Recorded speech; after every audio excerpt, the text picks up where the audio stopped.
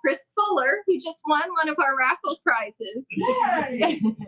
And I'd like to introduce you guys to him. Chris Fuller received a heart transplant on September 3rd, 2017. His transplant journey began in 2014 when his hypertrophic cardiomyopathy began to worsen as he was listed for transplant in 2016. Prior to transplant, he worked as a commercial insurance agent for 26 years. Chris is thankful for his donor and the donor family that made his transplant possible, his wife Carrie for always being there for him, and his entire team of healthcare givers. Chris enjoys spending time with his family, travel, and Alabama football. Roll Tide. Today, he is back at work as a commercial insurance agent. Wow. I want to thank you for allowing me to speak. I was telling the gentleman there, he's over here.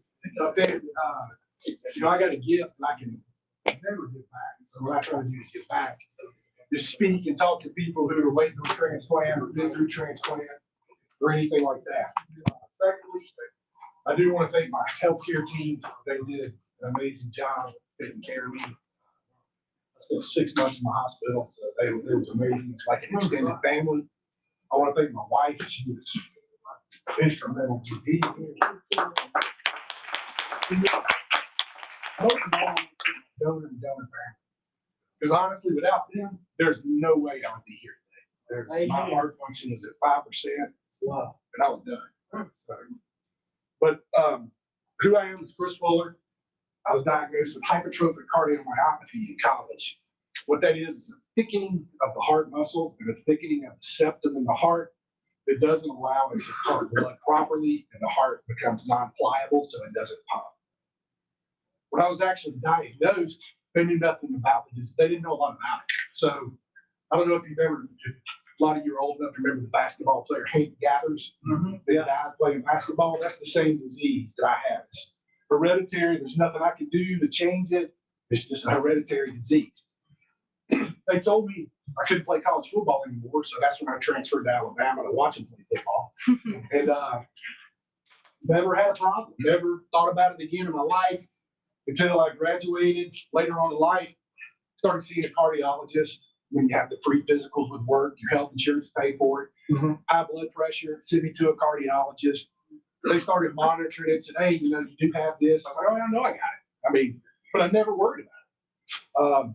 Went on, and then in 2014, at my son's high school football game, walking up the bleachers, I started thinking, oh my gosh, I'm having a heart attack. I didn't know what was wrong. I sat down, I felt fine. Walked down the steps, leave the game, got in the car, I'm like, oh my God, I'm having a heart attack. Drive home, felt fine. Monday morning, go to my cardiologist. He does the EKG, and he says, he comes in, he goes, is this your EKG? I said, well, I was the only one in the room. So he goes, well, I think they hooked the leads up backwards. He redid it. And thank goodness I had a cardiologist at the time he was good enough to know that I had exceeded his care, that he didn't try to do it. He knew right then that I needed to be sent to a hospital. Called an ambulance. They transported me down to Emory, did a heart cath. Remember the doctor told me, he said, I'm the plumber. He goes, your plumbing is fine. He goes, however, your electrical system, you're going to need one hell of an electrician, because the hypertrophic was causing all kind of misfirings in my heart. From that point, I was in the hospital for a week while they did cardioversions, set me up for an ablation, did different things, put in a defibrillator pacemaker, and went 2 years, no problems. Everything, they got me on the right medicines. 2 years later, started getting shocked by my defibrillator. The first time it happened, I thought somebody had broken into our house and hit me with a baseball bat. And didn't know what was going on. From that point, it progressively got worse. I was shocked over 30 times to keep me alive by my defibrillator. One time it happened while I was driving. I hit a bridge doing 70 miles per hour and walked away from it. Walked away. Was taken to the hospital. It was up in Cartersville. And then to get back to Emory, They sent an ambulance from Emory, put me in what they call a life vest, which is basically hold the defibrillator on your chest to transfer me to Emory. From that point, I was in and out of the hospital every month. My wife can attest. I mean, it was crazy. Eventually, in December of 16, I got listed for a transplant. In February of 17, I woke up in the middle of the night with chest pains that were unbelievable. Never had chest pains. I would just get shocked. I'd be standing here talking to you and just fall out and get shocked and wake up. Woke her up, told her I thought I was dying, fell over on the floor, got shocked, did not wake up. Got shocked again, and finally came to and told her we had to get to Emory. Got to Emory, shocked a couple of times on the way in the car there. Walked into the emergency room, told them that I needed amyloidine, which is a very powerful part of it. I knew what I needed, but I'd gotten toxic from it before, so they'd take me off of it. Once I got that, I fell down in the waiting room. I got passed out again and got shot. I woke up to the nurse squeezing the amyloidine drip, and they weren't letting it drip; they were squeezing it to get it in me. Got up to CCU and got stabilized. 2 days later, the doctors came in and said, "We got great news and not so great news." I'm thinking, well, what could be, what? I don't see a lot of great news. And he goes, "The great news is we got the medications on board. You're stable. You're going to be okay. The bad news is you will not leave Emory until you get a transplant." I got my transplant in September of 17. I spent 6 months in the hospital waiting on a heart. People, asked me how we did that, how to do that. The one thing that I did, and I've always done, is I didn't let it define me. I got up, I walked around, I would meet people. I got to be friends with the nurses. I got to be friends with the doctors. They would come in and start talking about my condition or what's going on. Well, I knew my condition. I knew where I was at in life. I knew what I needed. And so we would talk about football. We talked about everything except what I needed, because everybody knew what I needed. So it was funny. Dr. Cole was the speaker upstairs for the heart. He was also one of my doctors at the time. I remember the morning of my transplant. Well, I didn't know I was going to transplant, but it was on a Saturday morning. He was doing rounds, and he came in, and we were talking. He goes, I just got a feeling today might be your day. And we had talked about that plenty of times before. He goes, "But I really think it is." So it was that night. My wife was there at the hospital with me. Both of my sons at the time were at the University of Alabama. It just so happens that it was the same day that Alabama was playing in the Georgia Dome against Florida State. At about 9 o'clock that night, the nurse came in and asked me if I'd spoken to Dr. Wynn, who was my transplant surgeon. And I said, "No, why?" She goes, "We're supposed to call you." I'm thinking, "Why is he calling?" Well, she immediately told me why. And so it was very fortunate that I was told right then that night I was getting a transplant. My sons just happened to be in Atlanta watching the game, so they were able to get to the hospital in time. And then the next morning I went into surgery. What time, Carrie? About 8 o'clock, 8 o'clock. So I was in surgery from sometime around 7 o'clock in the morning to about 3:30 that afternoon. The next thing I remember is waking up. It was on Monday, because I remember I woke up and I was watching Minnesota play Green Bay on Monday. That's why I remember. And it was funny, the other thing that when I woke up, I wear glasses full time now, but at the time I just had reading glasses. Well, when I woke up, I could see perfect, because I asked them. I was intubated at the time, but I was thinking, man, they fixed my eyes too. But the transplant part itself, going through the transplant was, I don't really remember a lot of it because I was heavily sedated for a while. All that. The things I do remember, one of the main things I remember is I was so thirsty, and I made the mistake of trying to tell them I wanted water. Well, I tried to write, I said, I don't need a pen. I tried to write it down. And The nurse looked at me, she goes, I'm sorry, I just can't read this. And I was like, how can you not read H2O? That is the simplest thing in the world. And I grabbed it back from when I looked at it, and it looked like a second grader had written on this sheet of paper. But I made the mistake of doing math. Well, when you're intubated, the first thing they thought I was going to do was pull that tube out. Oh. So obviously I strapped my hands out. But it was probably 3 or 4 days later, they came in to remove the intubation tube. And I remember this is when you watch TV and you see doctors come into a room, they say, well, we're going to pull it. Well, what do you think? They're going to pull the plug, right? So I'm laying in the bed and the doctor comes in, he goes, oh, it's time to pull it. It's time to pull it. And I'm thinking, no, it's not. After what I've been through and where I'm at in life, I have fought more than you can imagine to be here. And so I'm sitting there thinking, come on, we ain't doing this. And, but they were talking about pulling the tube, the innovation tube out. And I remember they pulled it out. My wife's there. And the first thing I said was, why are you letting them let me die? But I had no, in my mind, because all the medications, everything you're on for pain, I was thinking, God, they just pulled this plug out, and I'm not ready for this. But everything went well. You know, it was so post-transplant, where I'm at. I was in the hospital, was it 14 days after transplant? I was there about 14 days. I had what they called a sleepy heart, right when I had my transplant, which means it took it some time to wake up after being transplanted. So it didn't kick in right away. It was what they call a sleepy heart. So it took a little more time for it to realize it was in a new body. And I can remember, the first thing I wanted to know was the defibrillator gone. It was gone. So that was the good thing.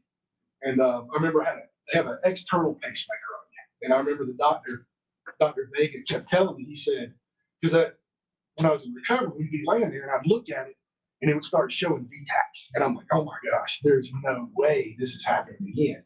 He goes, no, it's just the pacemaker. He goes, once we pull those leads out, you'll be in perfect sinus rhythm. And so it was 7 days that I can remember. Kept looking at going, oh, this is not good. This is not good. I remember he came in and goes, we'll take those leads out, and we get those out and you'll stay tonight and then you'll go home the next day.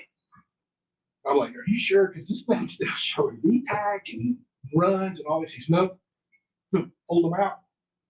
Perfect sinus rhythm. Went home the next day. So since then, since going home, it took me probably, what was it, months maybe, before you went back to work. I was fine. After a month, I was up. One of the number one things I can tell you after transplant is they tell you to walk, you walk. And no matter how bad you feel, you walk. You have to exercise. You have to get up. You have to walk. Number 2, take your medicines. You take them. I'm telling you, people talk about how my phone on here right now I have to take it 4 times a day. I got 4 alarms on my phone. When it rings, I stop and I take my medicine. It's just, I put it on here. It's got its own ringtone. And that's how I take my medicines. I mean, I live by this thing ringing. Now, 5 years later, I sort of know when it's time to take them because you get into the habit. The other thing I can tell you that after transplant is one of the things I do when people ask me about medicines and how you keep up with it and how you do it. So one of the things I did is I went on Amazon, I ordered week-long pill things, but it's got 4.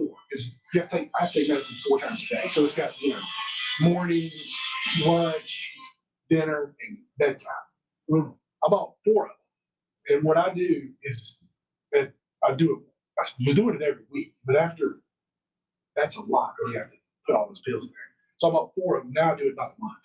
So I have those set for a whole month. When I get down to the last week, what does that tell me to do? It tells me to call and order my medicines. I need another round of medicines. So that way I'm always ahead of the game. I'm always ahead of it. I know where I'm at. I know on my pill things where I'm at, and it keeps it in order.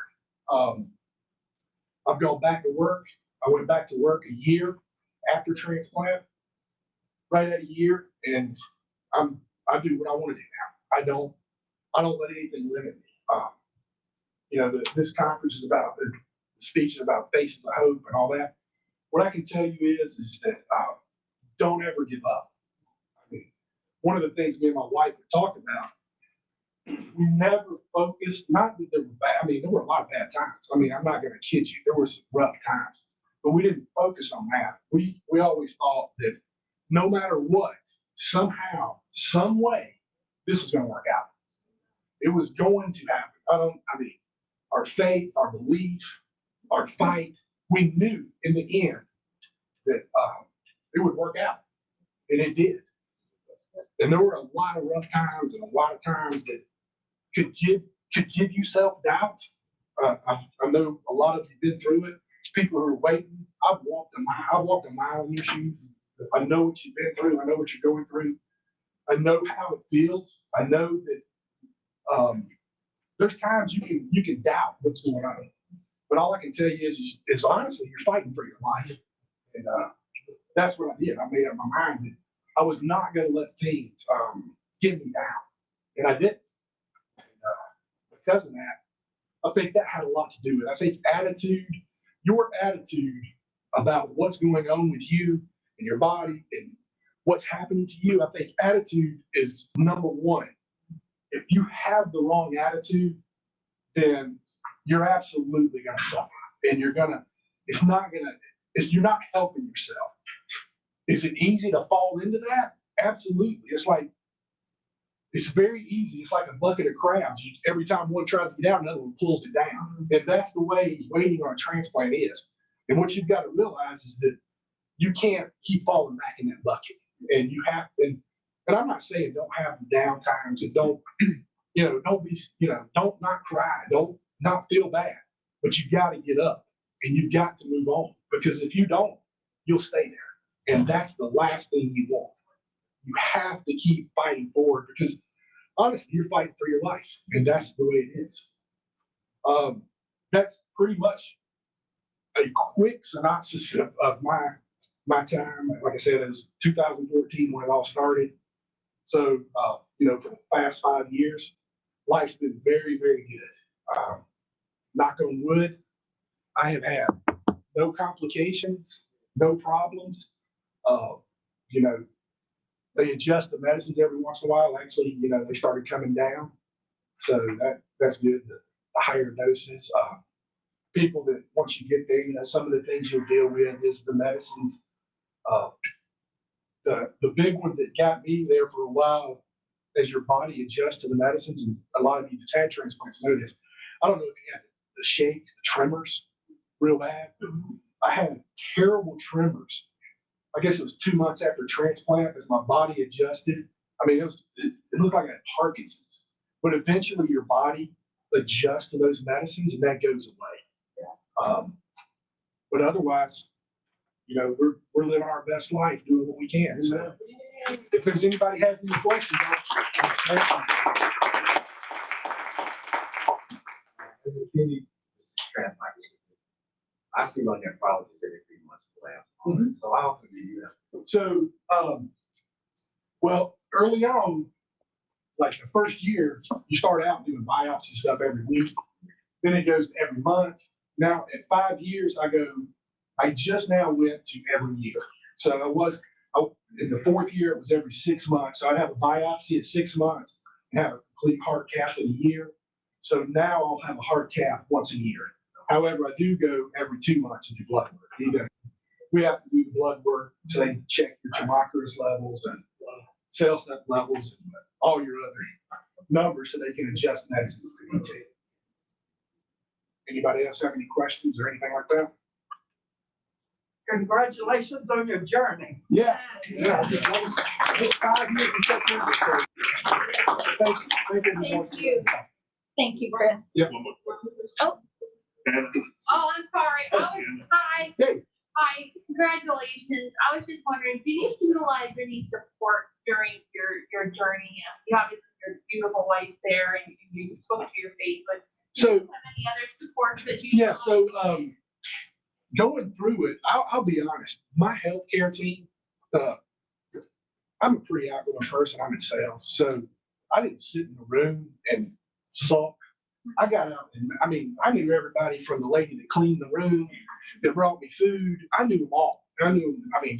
It's hard to remember all their names now, but I talked to everybody. So, and my wife can attest, the nurses, the nurse techs, everybody, it was like an extended family. So my support group really became the doctors, nurses, techs, because I was there for so long. Now afterwards, I am in a group, I guess it's a transplant group, support group, or whatever. Just people can talk, talk about through different problems, different things that happen.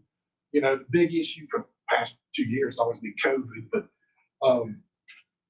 that I do that.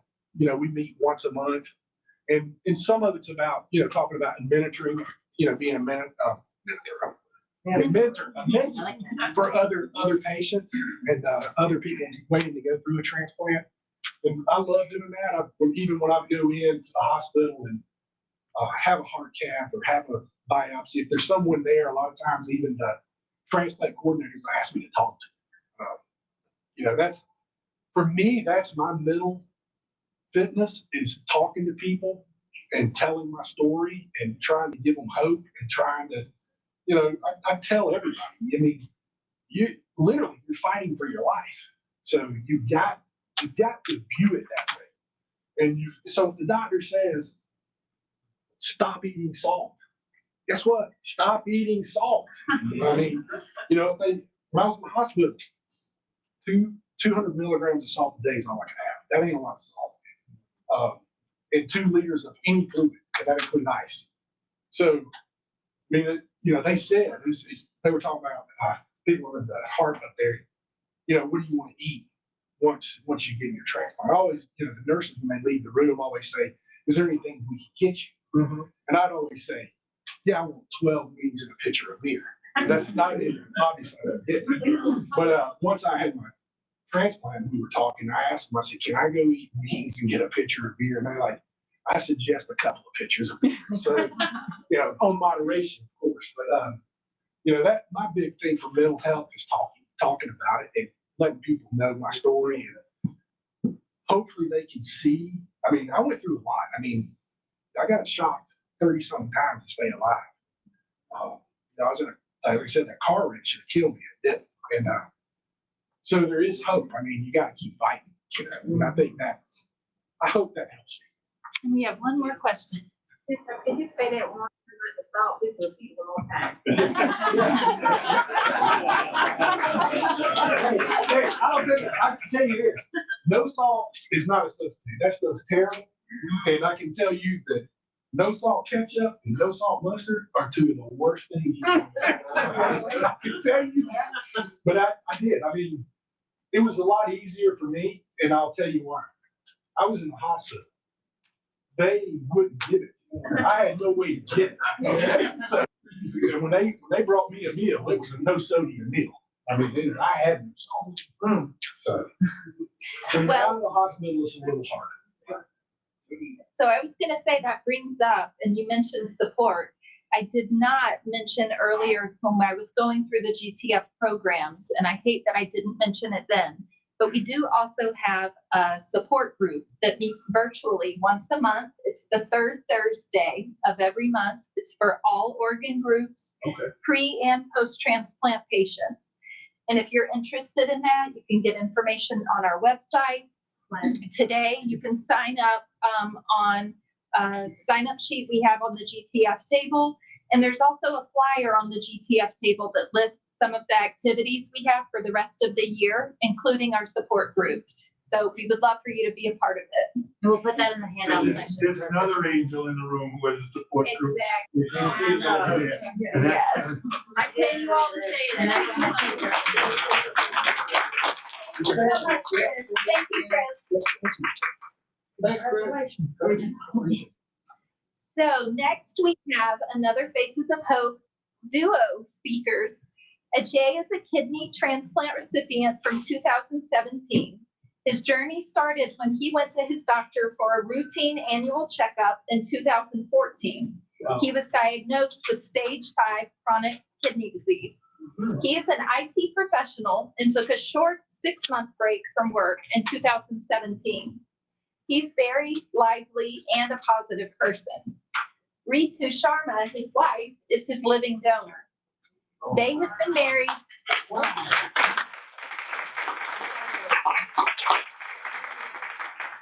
They have been married for 23 years and have 2 beautiful children. One of whom is here today. Professionally, Ritu has been in the banking industry for 16 years. She's also a lead mentor for living donors for GTF. Thank you. Good morning, everybody. First of all, we would like to thank GTF for bringing us here on the Saturday morning, and I want to thank all of you to be here to be a part of this conference. Great information here, great stories.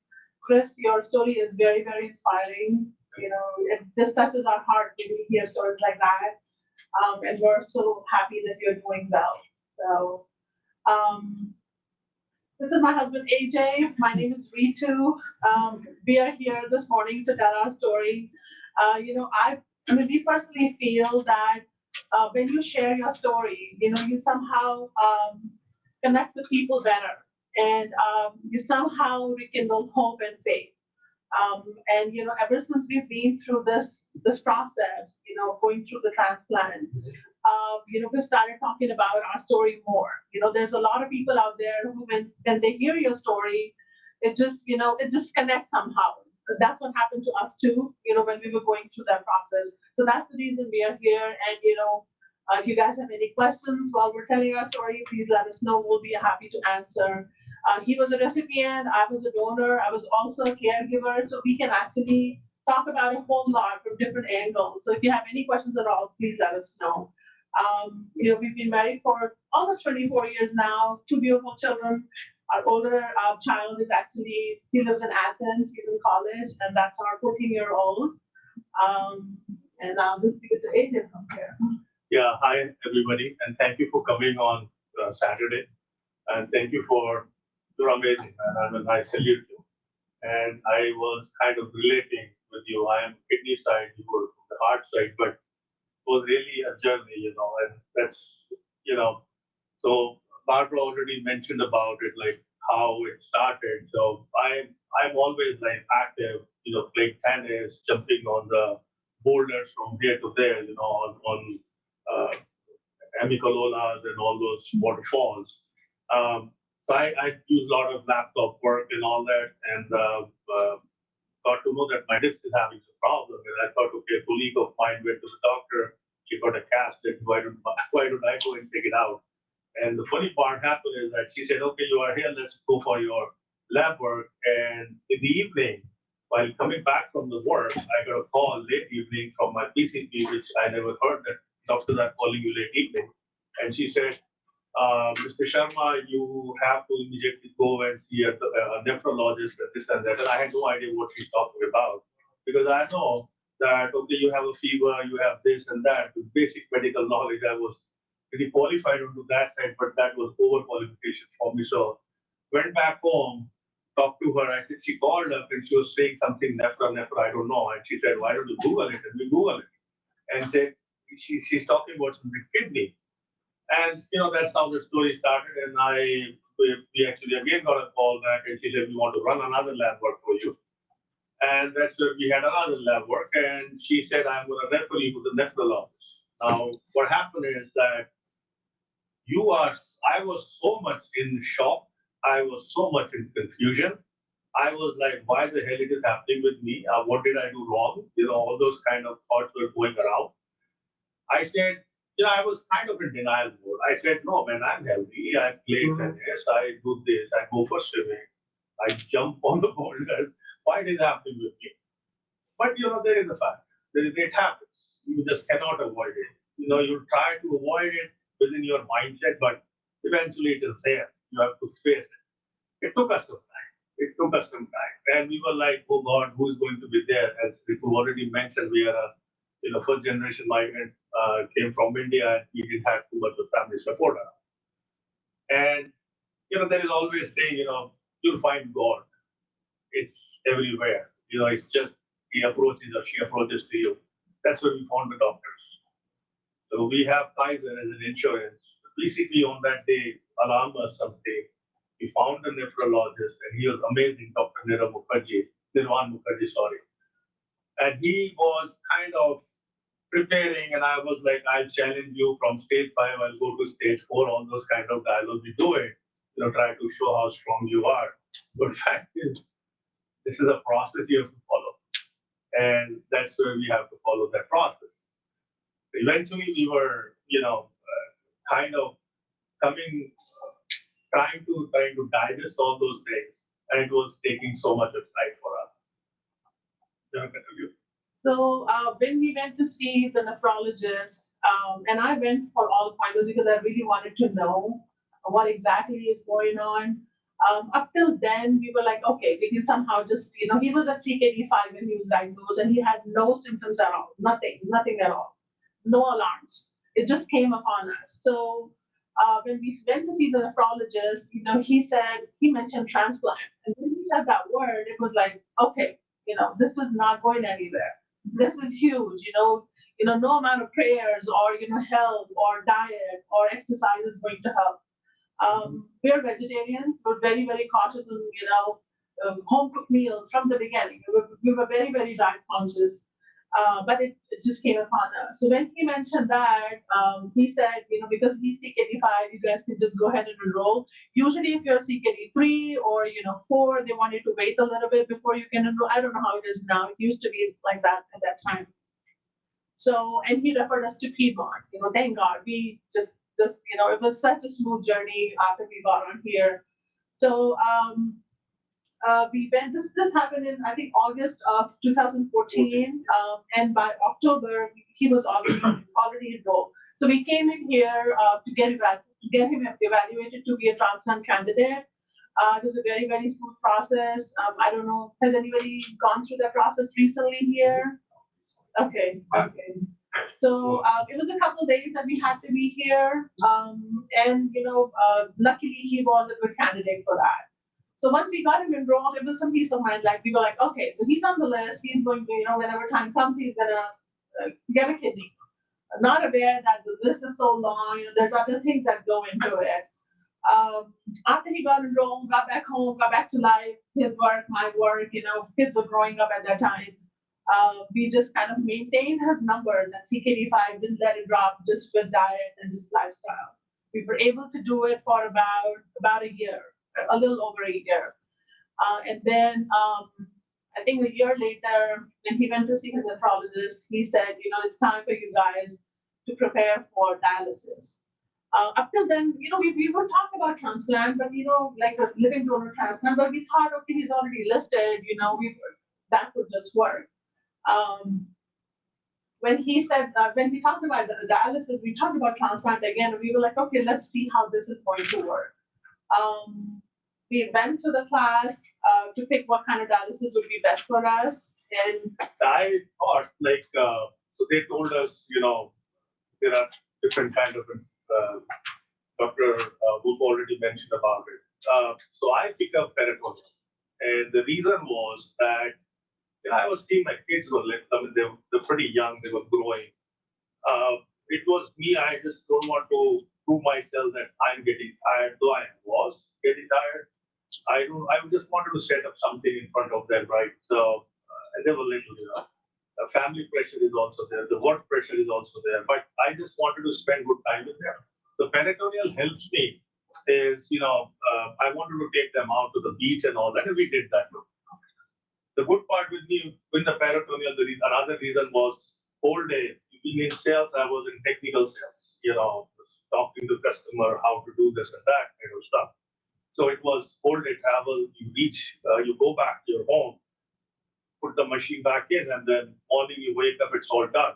But as the doctor just said, it's like 12 to 18%. The water retention was very much. I was like, I'm a little better now, but I was like a good size guy at that time. I was putting on double XL and XL shirts at that time. So the weight goes and there's so much of water and we used to play with that. Just poking the finger. But it was trying to make it a little bit light mood at the home, but yeah, peritoneal was my option, and it was going, kind of fine. We were controlling the diet. I was trying to walk, to get tired, but still walking, pushing myself as of my nature. And then things are not working out as it was expected. It could be because of me too much tiring. There's a lot of things. Everybody's different. You feel you are doing good, but something is happening inside, and there's so much of chemical inside. You can't control that. So it was up and down kind of thing. Sometimes it is long, stable things were there too. But yes, so that's where when we got registered with the transplant, and he said it's the time. You should start talking to the donors. Try to find out, living donors or whatever you guys can do. Start the exercise because I know my graph is plus minus going on, and I really wanted to go for long. So So, so while he was going through that dialysis process, he did it for about a year and a half. yeah, And there would be good days, there would be bad days. And I, as a caregiver, felt like he was in his own world, and I was managing the world outside that.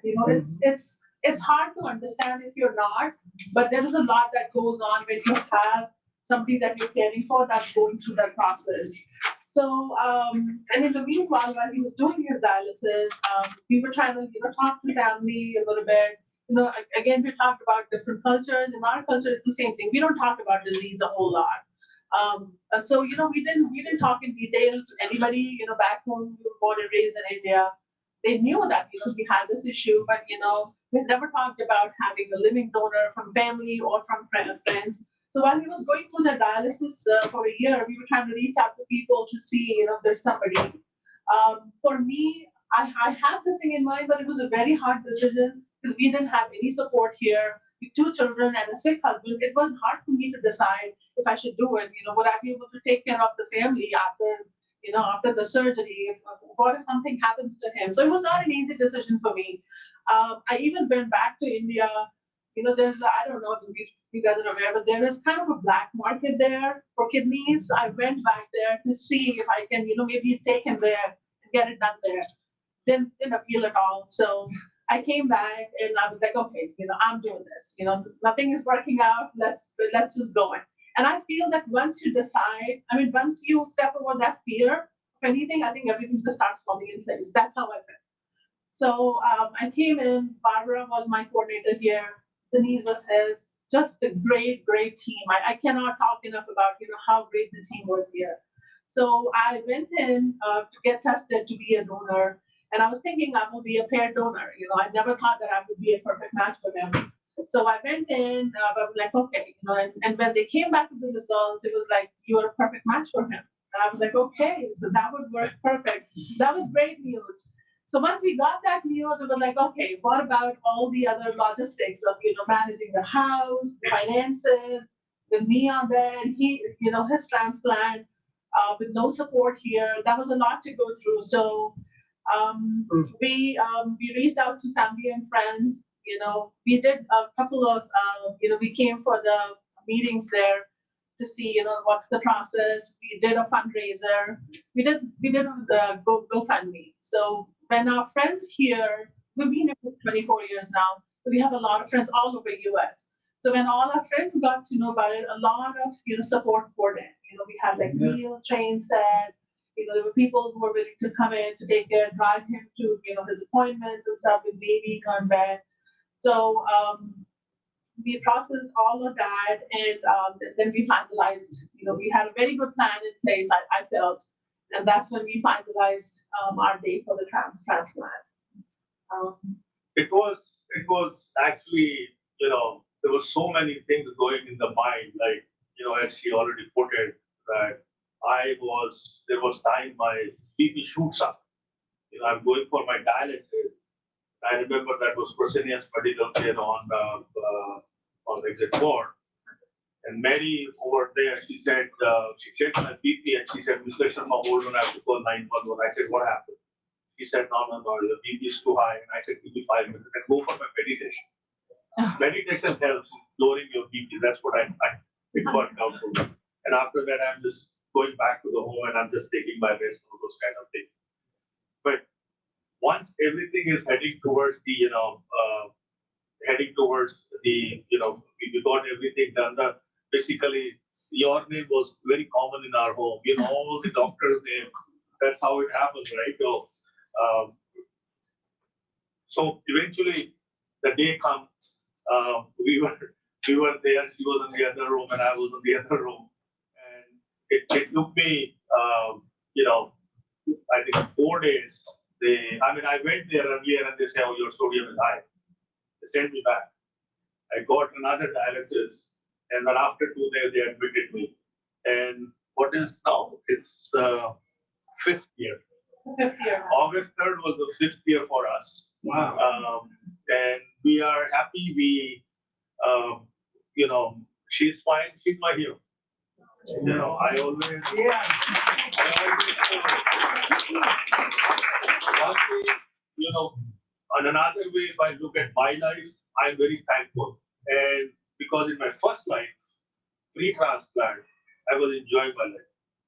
Post-transplant, this is the second one which God has created everybody for me. It was like everybody was there for me. So I wanted to give this life. I talk about it. People who I meet and I say, hey, why don't you go and check out Piedmont side? Why don't you check out Georgia transplantation? I go in a lot of technological events and all that, and where I become more close and all that. I spread this. I don't want to offend somebody, but yeah, I try to do that exercise. So you already mentioned about it. Whatever the doctor is saying, please follow it. Don't try to be hero. If it was told to him about the salt, I was totally said, no potassium.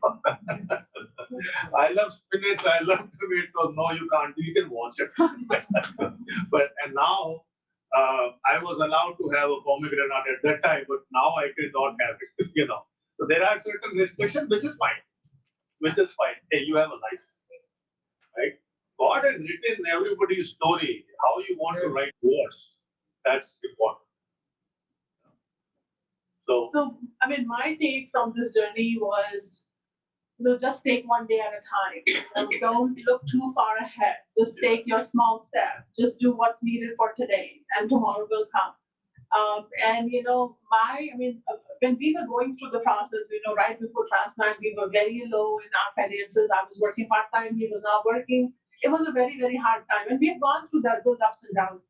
But I think if you just take your small step, just take care of yourself, just be grateful, just be thankful, and know that, there are people out there who will understand your story and who will step up. It happens, and it happened for us. And, we are so blessed. We're so grateful that here we are 5 years later, talking to all of you and letting you know that, it all worked out fine with us.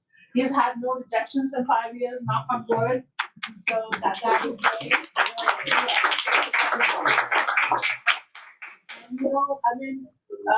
And, we personally feel that you have to be headstrong. I think our bodies have an amazing capacity to heal, and it all starts here, I think. So if you're going through that episode that you feel that you will not get through this, or, what has come upon you, just know that your body has the capability of getting through that. And you just have to start right here, and it just happens right that way. Stay mentally strong.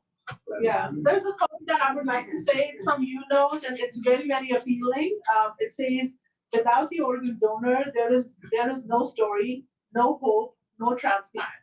But when there is an organ donor, life springs from death, sorrow turns to hope, and a terrible loss becomes a gift." So, So for any of you who have a potential living donor, anybody, any friends, family who has any questions about donating, please, she's gonna bring my email up. Just have them reach out to me. I'm a lead mentor for GTF. We connect with people all the time, talk to them as many times, as many questions as they have. I know when I was going through that process, I had a lot of questions that, I didn't have answers to. but I jumped in. But when you have people that can answer your questions, it really, really helps. It really helps you just make up that mind. So if you have anybody, just please reach out and we'll be more than happy to help. Thank you.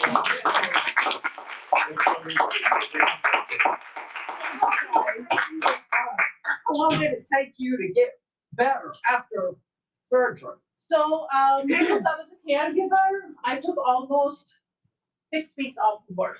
But I was able to drive in 3 weeks. I was driving in 3 weeks, not a whole lot, but I was up and about in about 2, I would say. 2 weeks. She Yeah. wanted to leave the kitchen, so she had to get better and then again. And I fight was like, why the hell are you going to the kitchen?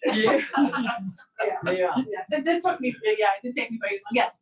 So did you have someone that was there with you while you were recuperating? Yes, so Barbara, she was my coordinator here. I was planning to fly my sister from India here. But by that time, she moved to US too. So, so I had my sister come in from New Jersey. Her husband was here, to kind of take care of him. So we did have some family, some extended family that we have, they were visiting, and a lot of friends, Yes. What made you want to give a kidney to your husband? What made you want to become a donor? Good question. I'm still asking that. Yeah. Well, to save his life, of course. Yes, to save my family. You have to, yes. Family, for me, for us, family is everything, extended family too. So, we were looking at other options. And again, I said earlier, it was not an easy decision for me to make because I had a lot of questions. And I was worried about, my daughter was in elementary school at that time. And my son had just started high school. So very, very fragile times for them. So I was worried about what if something happens to him, and I'm not fit enough to take care of them. So, that was something that was holding me back. Yeah, as I said earlier, once you step over that fear, you've made up your mind and you go in it with 100%, things just work out right. So, yes. Congratulations. Thank you. Yes. Thank you. Thank you so much.